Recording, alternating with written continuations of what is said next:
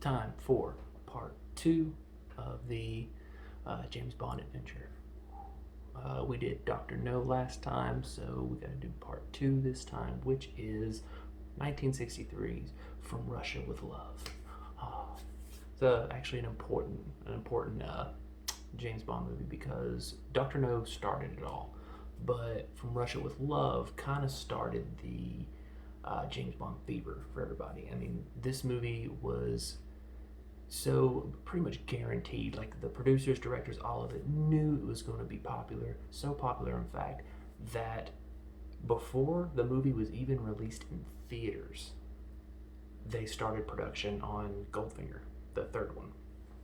But this is directed by Terrence Young. This is his second outing. It's actually really interesting with Terrence Young here because he actually wasn't supposed to come back. He wasn't going to come back for this one. And there was another director that was really, really interested in doing it. The only thing is he wanted to recast Bond and Tatiana Romanova. He wanted to recast them both. He wanted to recast Bond for Cary Grant, which if you watched the last episode, Dr. No, Cary Grant was in the running to play Bond. But this director wanted Cary Grant as Bond, except Cary Grant would have been 60 years old doing this, and he wanted to recast Tatiana Romanova for Grace Kelly. And it was Alfred Hitchcock that wanted to direct this film. So we could have had an Alfred Hitchcock James Bond movie, which we pretty much had it with North by Northwest. I mean, it wasn't a Bond film, it was more of an innocent guy running away kind of thing. But we could have had a Cary Grant and Grace Kelly. The thing is Vertigo was an absolute bomb in theaters. So they were like, nah, maybe we get someone else. And Terrence Young stepped up, was like, I'll do it. So Terrence Young directed this one. This is Sean Connery's second outing. Sean Connery was 33 when he did this. He was 32 in Dr. No. Not the youngest Bond, not the oldest Bond. He's kind of a middle of the road Bond.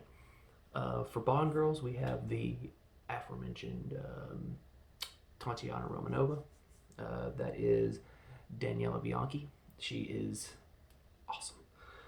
There are two other Bond girls that people consider Bond girls in this. I don't really consider them Bond girls, though, and we'll get to that. Now, so for villains, we've got 3 villains. We've got Colonel Rosa Klebb, played by Lottie Lanya. Ernest, well, we don't need to know his first second name. Just know him as Blofeld. Blofeld is, yes, he is the bad guy for several Bond films. He runs for a lot of Bond films. And then we have Red Grant, which I will get to here in a minute. The car, not shown very long this time. The song From Russia with Love by Matt Marco, maybe? Matt Morrow, I think it is. Not played in the beginning, it's actually played at the very end, and it's kind of a meh song. So this is an important Bond, like I said, because this did start the whole craze. Well, not really the craze, it started the fever, started people wanting to see Bond. This is also Sean Connery, Timothy Dalton, and Daniel Craig's favorite Bond. So 3 out of the 6 Bonds, it's their favorite one. Maybe 6 Bonds, maybe 5, I don't know. But so this is considered to be a great Bond, and I went and looked at the rankings, like kind of like ranking all the Bond films and stuff, and this is usually in the top 5, guaranteed to be in the top 10. It is a very tight hour and 55 minutes. It's longer than Dr. No, but not as long as some of the other ones. So, but it is also the very first Bond with a cold open. I explained what a cold open was in the last one, but I'll explain it again. It's the action sequence that sets up the movie. Before you get the title sequence, you get the action, whatever sets up the story. And in this cold open, we see Bond walking in the dark alone at night. And he's looking a little scared, which is strange for Bond. And it turns out there is a man stalking him. You see him running, he's a blonde gentleman, or stalking him, you see him blonde, and he turns around, faces the camera, and if you watch this and you look and you say, that dude looks familiar, well, he should look familiar, because that is Red Grant, played by Robert Shaw. If you don't know who Robert Shaw is, he played Quint in Jaws. Yes. But he gets to Bond. He has a little watch. I don't consider this a Bond gadget because Bond doesn't use it, but he pulls the timepiece out, turns it to a garrote, and he strangles Bond, killing him. At that point, lights come on. We realize this is a training exercise. They take the mask off. It's not actually Bond. This is a training exercise, so this means that there is a place out, a villain thing out there that sole purpose is to kill Bond. Like, they're trained to take out Bond. And that sets up the whole movie, because one of the central plots in this is trying to kill Bond. This isn't about, there's a smaller plot line about becoming a power, but it is mainly, let's get Bond. So that is your cold open. We head into the title sequence, which is some scantily clad women with the credits projected on their bodies. They're just dancing around. There is no real weirdness to per se, but you know, like the Three Blind Mice thing. But it's has the song playing on it, and it's basically like a remixed version of the Bond theme. It's still orchestra, and we don't actually hear From Russia with Love. Once again, that doesn't come until the end. Kind of strange. So we go after the title sequences. We're 8 minutes into the movie, where we meet Rosa Klebb and Blofeld. Rosa Klebb is actually known as Number 3. You might have seen that in the Austin Powers movies when all of his henchmen have numbers. And in this, Blofeld, actually, his people do have numbers. We meet Rosa Klebb, who's Number 3, and his Number 5 henchman, which I didn't really put him in the villains because he really doesn't do much. He really comes up with plans to take out Bond, but he doesn't do anything. Rosa Klebb does. You never see Blofeld's face. You actually don't see Blofeld's face for a while later on in the movies. Blofeld does have a cat, and he's petting the cat with evil intention, very Dr. Evil-like. They don't say the name of the cat, so he's Mr. Bigglesworth to me. He's just petting Mr. Bigglesworth. This cat has fur, though. He's not a bald cat.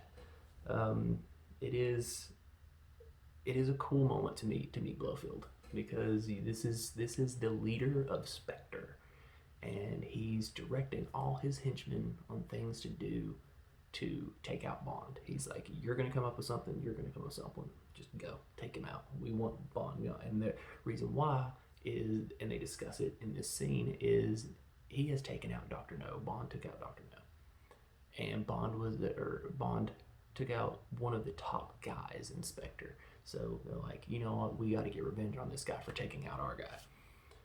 And thus creates the main plot. So now, what do we need? How do we do this?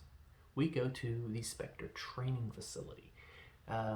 It's not really a Spectre training facility. It's where they get some of their operatives for their Spectre deeds. And these guys are using flamethrowers, shooting things, doing hand-to-hand combat. It's a pretty hardcore training facility. And they actually mentioned, like, well, how is this training for Bond? And they're like, well, we use live people too, which is a callback to the beginning of the movie when he garrotes the fake Bond. So they're training, and they find Robert Shaw. He stands up, svelte, he's ready to go. He's blonde, he's definitely English, doesn't speak. And they throw on, Miss Klebb is there to pick him, and she throws on these brass knuckles, boom, gives him a punch to his stomach. He doesn't react. She's like, yeah, he'll do just fine. So now we know he's a tough guy. And finally, we need that last piece to take out Bond. And what is Bond's weakness? It's women. So we have to find us a Bond girl villain. And 14 minutes in, we meet Tatiana Romanova, that is Daniela Bianchi, as the youngest Bond girl. She was 21 when they made this movie, so this was very young, very beautiful woman. And basically they're going to, they're saying they're from SMERSH. SMERSH is it's Russian intelligence, but SMERSH is two Russian words put together, and it means death to spies. And SMERSH is going to uh, recruit Miss Tatiana, and she's going to try to seduce Bond. But they aren't actually working for SMERSH. It's actually Spectre that is going to basically betray her. But first, she's going to get close to Bond. And it's a very creepy scene because Kleb is like touching her leg and being kind of weird with her. She's like, "Oh, you've had 3 men you've slept with." She's like, "I don't know why that has anything to do with anything." She's like, "Yeah." She's like, "Well, I've loved those men." And she's like, "What happens if you don't love them? What about this guy?" And shows a picture of Bond. She's basically doing like a 1963 version of Tinder. Would you swipe left on this guy? And she's like, "Well, if he's a nice guy, sure." She's like, "Well, from now on, you're going to do everything that guy says." And it's just, so they've recruited. This is it. That is 14 minutes. And we lead to 18 minutes into the movie when we finally see Bond. And he's with Sylvia Trench, Eunice Gayson from the first film where she played Sylvia Trench as well. And they're clearly kind of dating now. They're out on a picnic, having fun. And the British intelligence calls James Bond in, like, "Hey, you're going to have to come in. We need you." And this is actually supposed to be a thing for the Bond films. Terrence Young wanted Eunice Gayson to come back as Sylvia Trench for every single movie and do this, like be out on a picnic, out on a date with Bond, and right before the things are supposed to get serious, British intelligence calls him in. And it was supposed to be a running joke through all of the films, and this was supposed to be a finite number of films, because Ian Fleming, the author of all the books, wrote a finite number of books. In fact, this was the last movie that he saw. He died shortly after this movie was released. He never even got to see Goldfinger. The last movie he wrote was On Her Majesty's Secret Service, where, spoiler, Bond gets married. Now, in the book, he gets married to another woman, but Terrence Young had the idea where he was going to direct all the Bond films. I forget how many that Ian Fleming wrote. There was like 11 or 12, something like that. It was up there. I've read them all, and I cannot name them all. And he wanted the last one to be On Her Majesty's Secret Service, and Bond gets married, and you find out at the end that it's Sylvia Trench he's married to, and they finally consummate the marriage, and he's not called into British intelligence. It was a whole plan, didn't work out. This is the last time we see Sylvia Trench. She's not here anymore. They just got rid of that whole idea, but Terrence Young did not direct the third one. So we get in there and we see the Bond car. We actually see the Bond car. Bond only drives one vehicle in this whole movie, and it's a gigantic truck, not a very cool Bond car. But the Bond car he drives in this, and I really hope you guys go and try to find it because it's a beautiful car. It is a 1935 Bentley Mark IV. Bentley Mark IV, 1935. Gorgeous car. And this one was a special edition. This was the Sports Tour 4.5 liter. So it's like super nice. Fast for a 1935 car. Nothing like no gadgets or nothing on it. It's just a car. But you actually don't even see it. All you see is a top down when he's putting the top up to leave. He ends up saying, "Well, I'll be there in an hour and a half." And I guess they go because they kind of fade away to love music. So I'm guessing he's doing his Bond thing. And that ups his body count to 1. So we actually get into a moment where he leaves and he finally goes to British intelligence. And it's actually one of the most Bond moments. He walks into British intelligence, takes off his hat, slings it onto the hat rack, lands perfectly. And he's, "For my next trick." And he turns around and British intelligence is there and Moneypenny is there. And it's the dude from British intelligence kind of just walks away. And it starts a thing with him and Moneypenny. And it's one of the reasons why I adore Moneypenny. She's not technically a Bond girl, but I love the chemistry between her and Bond. It wasn't just with Sean Connery, it was really with all of them. And Lois Maxwell, the one who played Moneypenny for so long, she has a wonderful rapport with Sean Connery. You believe that these two are two people that enjoy flirting with each other. They're not in love, but they enjoy working together. So they're flirting. They got their cheeks together. Oh, wish Moneypenny, I'll never look at another woman. Kind of crap, and it's just really cool. I love the chemistry between Lois Maxwell and Sean Connery.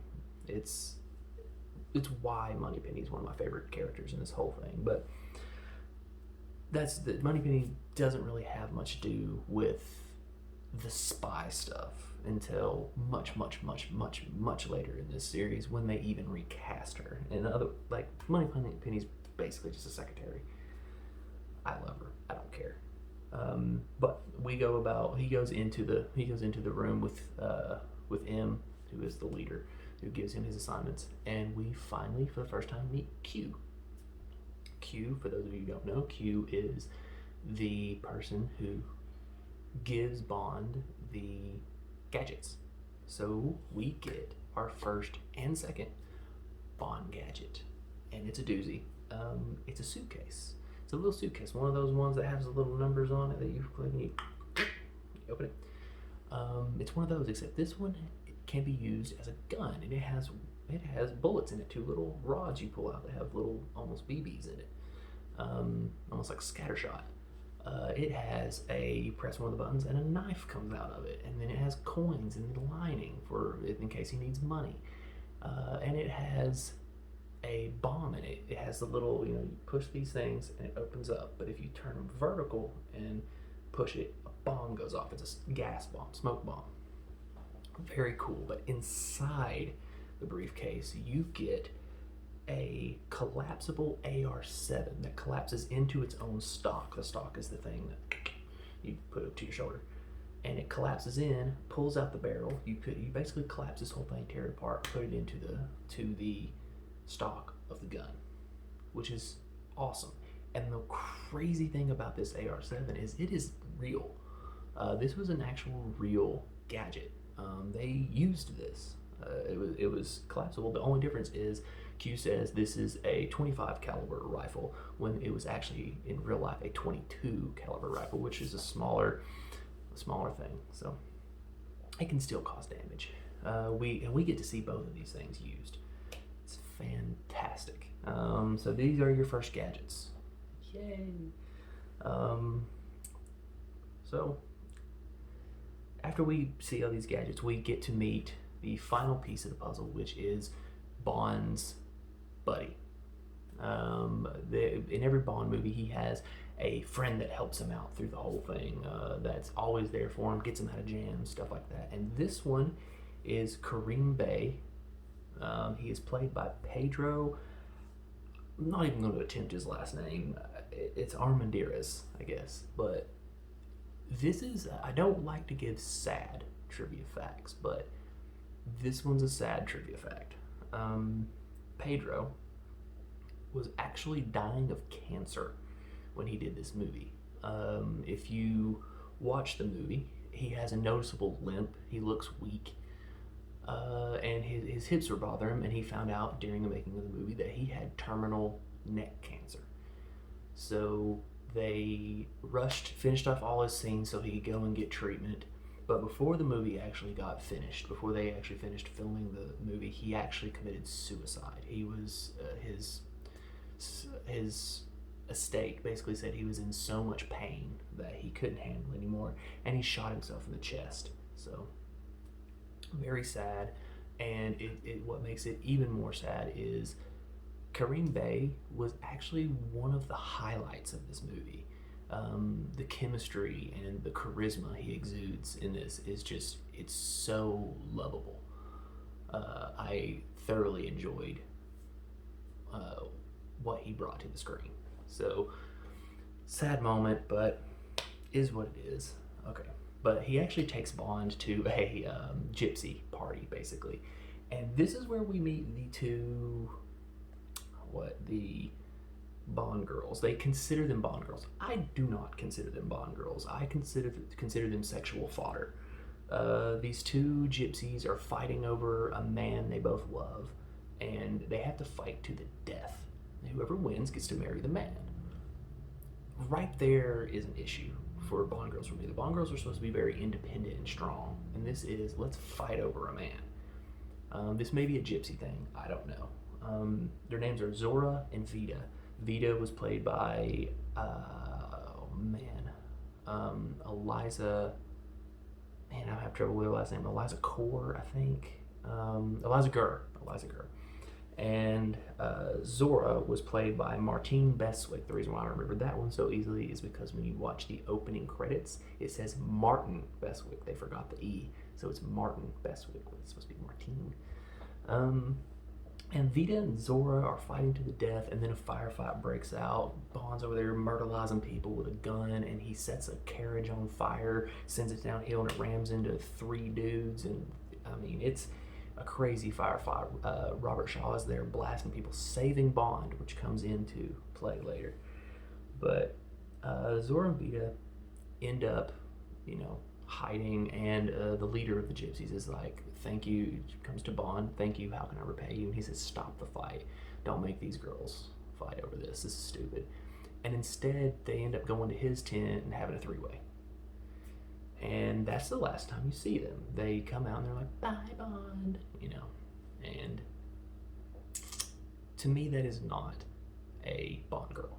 A Bond girl is not just a girl who has sex with Bond. They've gotta have something to do with the story. They gotta push the story forward, not just be there for a Bond conquest.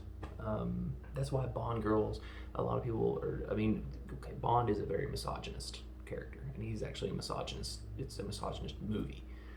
Well, in the beginning, it actually gets a lot better at that near the end. And most of the time, the Bond girls aren't exactly, they're strong, and they have a lot of strong qualities to them. They can fight. A lot of them, like Moneypenny specifically, calls Bond out on his bullcrap. It's like, yeah, you're not seducing me at all. A lot of people would argue Tatiana Romanova, she's like, oh yeah, she was just sexual fodder. No, she was seducing Bond. It was her job to seduce Bond. So this is why Tatiana is one of the better ones. So we go straight after all that. He leaves the 3-way and goes straight to his hotel, where he starts a bath. He's gonna run himself a bath, and it's a weird thing because he turns on the faucet and no water comes out, just steam. And I'm like, oh man, they're gonna smoke him out to death. No, it's just they didn't put water in there. They just wanted the steam. Okay, but that happened, and but he gets out there and he hears something. He goes in there to where he sees Tatiana Romanova. This is the first time he meets Tatiana Romanova. And the thing about this meeting is, for years, this meeting, whenever there was a Bond girl, for Goldfinger, for all of them, the way you audition is you had to reenact this scene. And it's because this is the epitome of what a Bond girl is.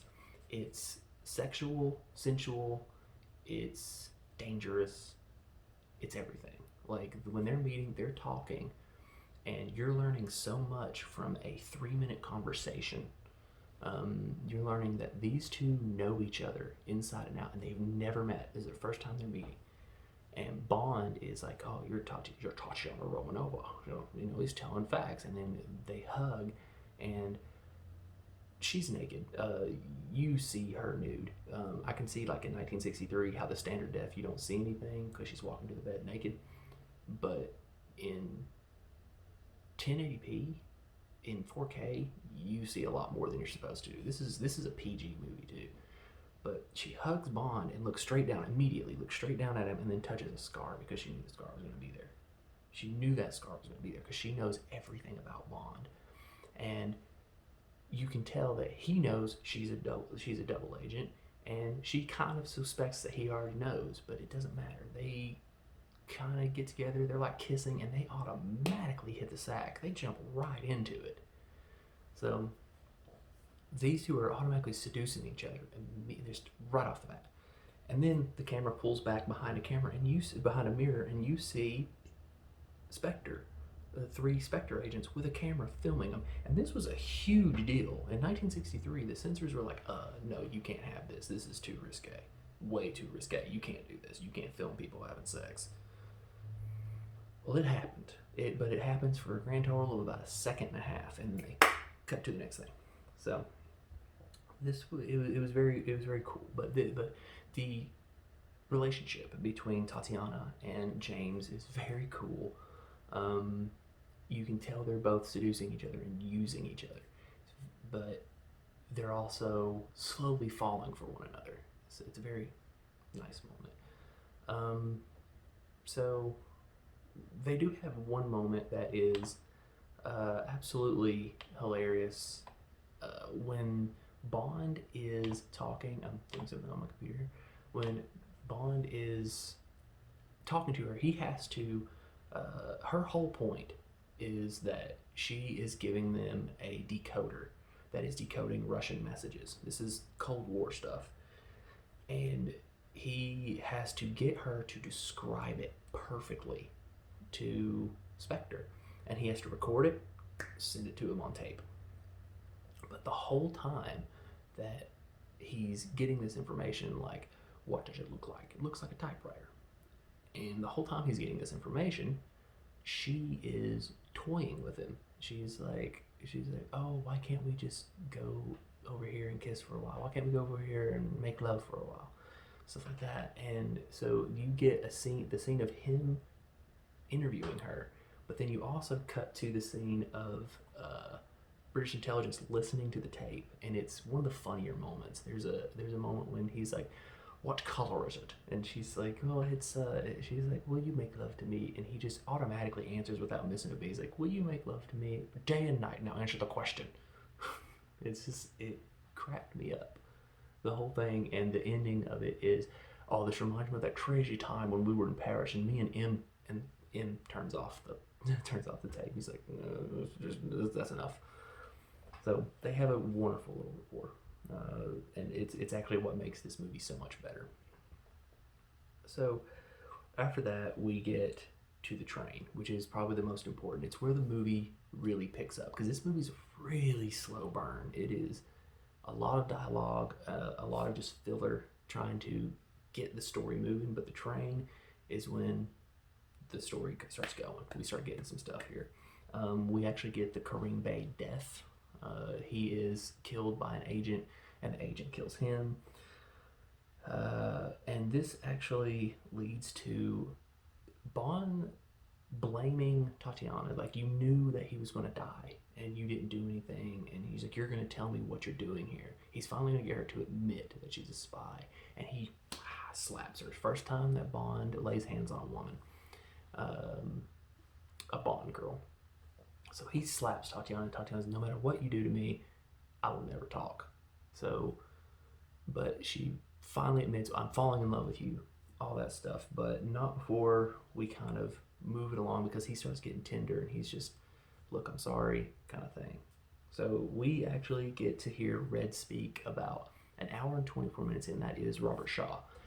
And I was hoping he would, like, you go into cage goes into water, shark's in the water. Oh, shark. We don't get none of that. He doesn't sing at all. No farewell and adieu to you fair Spanish ladies. Yeah, no Mary Lee died at 103 for 14 years, or 15 years. She saved her virginity. It's not too bad for this vicinity. None of that. No, he's in an English accent. He's with Bond at first. He's supposed to be acting friendly towards Bond until he gets a hold of the decoder. And then he's going to kill Bond. But the thing was, with Robert Shaw, he said in an interview once that whenever he's talking to Sean Connery in the movie, he had to stand on a milk crate because Sean Connery's 4 inches taller than him, and it made him seem less imposing. But he also calls Bond old man in the movie, and Robert Shaw is actually 4 years older than Sean Connery. That's pretty cool. They do have one of the coolest fights ever. in the train, because he actually gets the better of Bond, and finally he does the bad guy monologue where he explains the whole situation. It's like, oh yeah, we're turning the Russians against the Americans, but all we want is the decoder so we can find out what these missiles are so we can launch some missiles, basically. And then he tells Bond that him and Tatiana are completely expendable now, so he can kill them. Bad. And then he's like, well, can I at least have a cigarette? I'll pay for it. I've got coins in my briefcase. He does it, he's like, yeah, where's your briefcase? But he has the things turned vertical, boom, goes off in his face, and we get a nice little, very small or area fight. And it's a cool fight. Lots of fisticuffs. And, Red gets the better of Bond. He gets behind him, opens up that garrote, wraps it around his throat, but smart Bond, grabs the briefcase, gets the knife, stabs him, and turns around, gets behind Red, and strangles him with his own garrote. Hand and everything. Beautiful. It's a beautiful little fight. So that ups Mr. Bond's kills. And it's, if anything, watch that fight. That fight was really cool. But him and Tatiana are finally escaping. Now that the whole thing, they've saved it. None of their the plan didn't work. So now the whole movie is getting Tatiana and the decoder to England. That's the whole point. For the last, I don't know, I want to say the last 15-20 minutes of the movie. We do get a weird kill where Blofeld has number 5 killed by kick to the shin. One of the other henchmen has a blade in his boot that shoots out, but it's poisoned. He kicks him in the shin. The guy dies. Very weird kill, but it is bad guys. So, but after that, we get the escape. We're running around. He's on the truck saving everybody. He has to run out of the truck, and there's a point when a helicopter is chasing Bond on foot. Bond's running up the hill. Helicopter's coming in. And that is Terrence Young's kind of wink, wink, nudge, nudge to Albert Hitchcock's North by Northwest. It's like, hey, he was going to direct this film, but we're going to do this instead. And at that point, in real life, the helicopter driver was he was an amateur, and he flew way too close to Connery and almost killed Sean Connery. Like, he very close to killing him in real life. And the helicopters were just bad for this movie because the director was in the helicopter, crashed into the ocean, and the helicopter sank, and he was trapped underwater for minutes. Luckily, he was trapped in an air bubble, but he almost died. The director almost died because of a helicopter crash. So, helicopters, I don't know. But they end up on a boat, driving away for a nice little, he sees the gas tanks, he's throwing the gas barrels in, he shoots gas barrels, boom, boom, there we go. Nice little Michael Bay-esque explosion on the water, and I'm sure he killed several people. Bond took out some people in that one, and that's pretty much it. They've defeated Spectre, and they go back to their hotel, and everything's kind of winding down. The movie's winding down, and Bond is getting ready to go out. The maid comes in and starts cleaning up, and it turns out to be Miss Klebb, the bad guy. And she's going to take the decoder, but Bond catches her, but Klebb, come on, Tatiana, we gotta go. And Tatiana's looking like she's gonna be like, okay, I'm going. And Tatiana saves the day with Klebb she has the knife in the boot, she's trying to kill Bond, but our Bond girl, Tatiana, blows her away. She's got her kill. Bond girl with a kill. Very awesome. That's the end. They ride off into the sunset on a boat. It ends on a boat again. That's the end of From Russia with Love. The bad guys are thwarted. Nothing bad happened. Bond wins. Bond goes off with the Bond girl. And it also is the first time we get the Bond will return in Goldfinger, or Bond will return, and we get that a lot coming up.